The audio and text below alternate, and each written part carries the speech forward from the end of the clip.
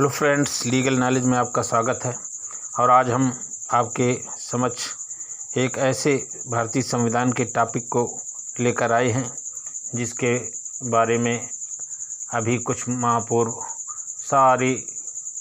सारी दुनिया में बहुत प्रदर्शन हुए। देश में ही नहीं बल्कि सारी दुनिया में बहुत प्रदर्शन हुए। और वो टॉपिक है भारतीय नागरिकता में कुछ संशोधन गवर्नमेंट ने कर दिया था और उस संशोधन के विरोध में सारे देश और बल्कि पूरे संसार में हर जगह विरोध प्रदर्शन हुए। ये बहुत विवादित और चर्चित टॉपिक बना रहा और इससे भविष्य में आने वाली एग्ज़ाम में बहुत ज़्यादा प्रश्न पूछे जाने की संभावना है। इसलिए ये बहुत महत्वपूर्ण टॉपिक संविधान का बन गया है। आइए इसको शुरू करते हैं। भारतीय संविधान में नागरिकता के संबंध में पार्ट 2 में इसकी जानकारी दी गई है और नागरिकता का संविधान में वर्णन अनुच्छेद 5 से 11 तक किया गया है। इस नागरिकता विषय पर भारतीय संविधान में अंतिम मसौदा भाग 2 के रूप में सम्मिलित किए जाने से पूर्व नागरिकता के संबंध में मसौदा कई बार बनाया और नष्ट किया गया और इसे 100 बार से भी ज़्यादा संशोधित किया गया।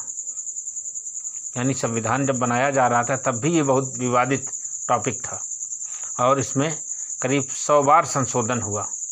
कई बार ये बनाया गया और कई बार बिगाड़ा गया और इसके अंत में 100 बार इसको संशोधित करके आज जो स्वरूप हम नागरिकता का भारतीय संविधान में देख रहे हैं, तब ये 100 बार संशोधन करने के बाद, कम से कम 100 बार संशोधन करने के बाद ये स्वरूप सामने हमारे आया जो आज हम देख रहे हैं। देखिए आर्टिकल 5 यानी अनुच्छेद 5 नागरिकता के बारे में क्या कहता है। संविधान लागू होने के समय 26 जनवरी 1950 को प्रत्येक नागरिक जो भारत के किसी भी क्षेत्र में पैदा हुआ था या उसके माता पिता भारत में पैदा हुए थे, जो भारत के किसी क्षेत्र में भारतीय संविधान लागू होने के समय पर कम से कम 5 साल से निरंतर रह रहे थे, भारत के नागरिक होंगे। ये अनुच्छेद 5 कहता है नागरिकता के संबंध में। अब आइए देखते हैं अनुच्छेद 6 क्या कहता है। अनुच्छेद 6 कहता है कि संविधान लागू होने के समय जो व्यक्ति पाकिस्तान से भारत आए उन्हें भारतीय नागरिक माना जाएगा। अनुच्छेद 6 ये कहता है कि संविधान लागू होने के समय जो व्यक्ति पाकिस्तान से भारत आए उन्हें भारतीय नागरिक माना जाएगा। अब इसके कुछ सब रूल हैं, सब आर्टिकल हैं ABC, उनको देख लेते हैं वो क्या कह रहे हैं।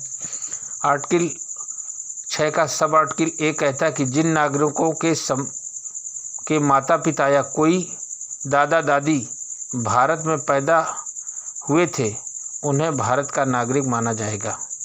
नंबर B कहता है 6 का B कि व्यक्ति जो 19 जुलाई 1948 से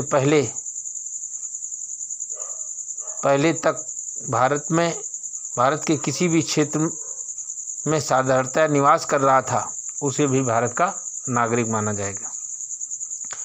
अब अनुच्छेद 7 कहता है, अनुच्छेद 5 व 6 में वर्णित तथ्यों के होते हुए जो व्यक्ति 1 मार्च 1947 से भारत के किसी क्षेत्र से पाकिस्तान के किसी क्षेत्र में गया उसे भारत का नागरिक नहीं माना जाएगा। ये एक अपवाद स्वरूप है, ये एक एक्सेप्शन समझ लीजिए या नेगेटिव रूल है कि उसे भारत का नागरिक नहीं माना जाए। यानी आर्टिकल 7 इस बात की चर्चा कर रहा है कि किन लोगों को भारत का नागरिक नहीं माना जाएगा, जबकि आर्टिकल 5 और 6 किन लोगों को भारत का नागरिक माना जाएगा इस बात की चर्चा करते हैं या इस बात का वर्णन कर रहे हैं। देखिए आर्टिकल 8 क्या कहता है। भारतीय मूल के कुछ लोगों को नागरिकता का अधिकार जो स्वयं भारत में या उनके माता पिता या उनके दादा दादी में से कोई भारत में पैदा हुआ था, जैसा कि भारत शासन अधिनियम में परिभाषित है, या वह किसी दूसरे देश में साधारणतया निवास कर रहा है, भारत का नागरिक माना जाएगा। ये इसका सकारात्मक नियम है आर्टिकल 8 का।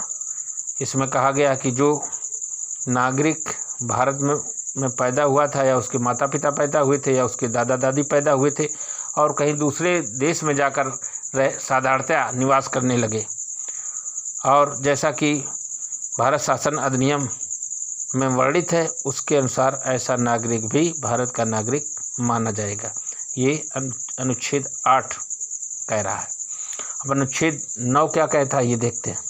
अनुच्छेद 5, 6, 8 में वर्णित तथ्यों के प्रकाश में यदि कोई व्यक्ति स्वेच्छा से किसी देश की नागरिकता हासिल कर लेता है तो उसे भारत का नागरिक नहीं माना जाएगा। इसका भी नेगेटिव यानी नियम है ये आर्टिकल 9 कि किस प्रकार किन लोगों को भारत का नागरिक नहीं माना जाएगा, ये इस बात की चर्चा करता है। आगे देखते हैं आर्टिकल 10। आर्टिकल 10 कहता है नागरिकता के अधिकार का जारी रहना प्रत्येक नागरिक को भारत का नागरिक है या जिसे भारत का नागरिक उपरोक्त प्रावधानों के अंतर्गत माना जाता है, वह अपनी नागरिकता के लिए भारतीय शासन द्वारा बनाए गए कानून के अधीन रहेगा। हाँ, अनुच्छेद 10 ये कहता है कि जो नागरिक हैं या जिन्हें नागरिकता मिलने की संभावना है, उन लोगों को भी भारतीय संसद द्वारा बनाए गए कानून को फॉलो करने के लिए बाध्य होना पड़ेगा। यानी उनकी नागरिकता बनाए रख सकता है भारत, या उनकी समाप्त भी कर सकता है। ऐसा भी कानून बनाने का सरकार को या संसद को अधिकार है। आर्टिकल 11। आर्टिकल 11 इस संबंध में कहता है कि नागरिकता के अधिकार को कानून द्वारा रेगुलेट या संचालित किया जाएगा। आर्टिकल 11 कहती है कि इन तमाम प्रोविजनों के बावजूद नागरिकता के अधिकार को समय समय पर कानून द्वारा रेगुलेट या संचालित किया जाएगा। यानी संसद या सरकार ऊपर बनाए गए जितने भी मैंने नियम और कानून वर्णित किए या जिनका जिक्र किया, इन नियमों और कानूनों के बावजूद भी इसको समय समय पर सरकार और संसद नए कानून द्वारा या कुछ इसमें परिवर्तन करके उन नए कानूनों द्वारा इसे संचालित या रेगुलेट करेगी, और इसके लिए प्रत्येक नागरिक को उन नए बनाए गए कानूनों और नियमों को मानना होगा। तो मित्रों, ये जानकारी थी नागरिकता के संबंध में, जिसे चैप्टर 2 में संविधान के वर्णित किया गया है, और ये अभी इसी वर्ष बहुत ही ज्वलंत मुद्दा रहा है कि जिसके कारण देश में ही नहीं बल्कि पूरे विश्व में विरोध प्रदर्शन हुए थे। तो आने वाली कंपटीशन के एग्ज़ाम में, जो भी आने वाली कंपटीशन के एग्ज़ाम प्रतियोगी परीक्षाएं हैं, उनमें इस चैप्टर से बहुत प्रश्न पूछे जा सकते हैं। मैंने सबकी जानकारी यहाँ आपको एक एक करके उपलब्ध कराई है। उम्मीद करता हूँ ये वीडियो आपको बहुत पसंद आएगा, और इसको आप अगर 2-3 बार देख लेंगे तो ये आसानी से याद हो जाएगा, क्योंकि सुनने और देखने से पढ़ने की अपेक्षा ज़्यादा आसानी से याद हो जाता है। तो उम्मीद करता हूँ ये आपको वीडियो पसंद आएगा, और पसंद आता है तो इसे लाइक, सब्सक्राइब करना और बेल बटन दबाना मत भूलें, ताकि महत्वपूर्ण टॉपिक पर हम आगे आपको अपने वीडियो भेजकर संविधान की या कानून की अन्य विषयों पर जानकारी दे सकें। इसी के साथ आपसे इजाज़त चाहता हूँ। नमस्कार, धन्यवाद, जय हिंद।